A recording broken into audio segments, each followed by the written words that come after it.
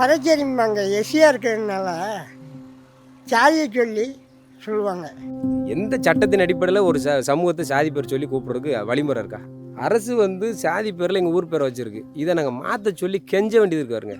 சமூகத்தில் மட்டுமல்லாது பெயரில் கூட புறக்கணிக்கப்பட்டிருக்கும் ஒரு கடைக்கோடி கிராமத்தின் கதைதான் இது. விருதுநகர் மாவட்டம் ஸ்ரீவில்லிபுத்தூரில் அமைந்துள்ளது அச்சம் தவிர்த்தான் கிராமம்.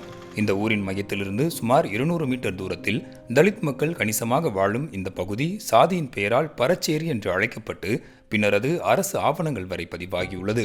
ஆனால் தாங்கள் வசிக்கும் பகுதிக்கு வடக்கு அச்சம் தவிர்த்தான் என பெயர் மாற்றம் செய்ய வேண்டும் என இந்த மக்கள் கடந்த 15 ஆண்டுகளாக போராடி வருகின்றனர். ஆனால் அரசு இதுவரை செவி சாய்க்காததால் வெளிப்படையாக தேர்தல் புறக்கணிப்பை இம்மக்கள் முன்னெடுத்துள்ளனர். ஒரு தனி மனிதனை சாதி பேர் சொல்லி கூப்பிடக்கூடாதுன்னு ஒரு இது இருக்குது, சட்டம் இருக்குது, இல்லை அந்த அடிப்படை அறிவாது இருக்குது. ஆனால் ஒரு அரசே ஒரு அதிகாரி வந்துக்கிட்டு ஒரு கிராமத்தின் பேரே சாதியை பேரி சொன்னால் பரச்சேரின்னு சொல்கிறது எப்படி ஏற்றுக்கிறது?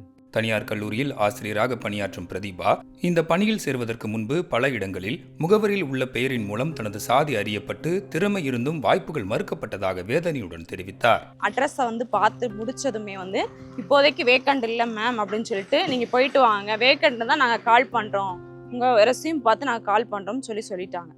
மறுநாள் என்னுடைய ஃப்ரெண்டு போகிறா. அவள் வேறு சமூகத்தை சேர்ந்த பெண்ணு. இன்டர்வியூ அட்டன் பண்ணுங்க, இன்டர்வியூ வச்சு உடனே செலக்டட் அப்படின்னு சொல்லிடுறாங்க. அந்த பொண்ணுக்கு தான் அங்கே மரியாதை. அந்த பொண்ணை தான் என்ன பண்ணுறாங்க, ஒர்க் பண்ணுற இடத்துல எடுக்கிறாங்க. ஆனால் நம்மளுக்கு நம்ம அதிகமான பர்சன்டேஜில் மார்க் பாஸ் ஆகிருந்தாலுமே அதில் என்ன ஆகுது அப்படின்னா நம்மளை ரிஜெக்ட் பண்ணிடுறாங்க. இது பெயர் தொடர்பான பிரச்சனை மட்டுமல்ல, தலித் மக்கள் வாழும் பகுதி என்பதால் எந்த அடிப்படை வசதிகளும் இங்கு இல்லை.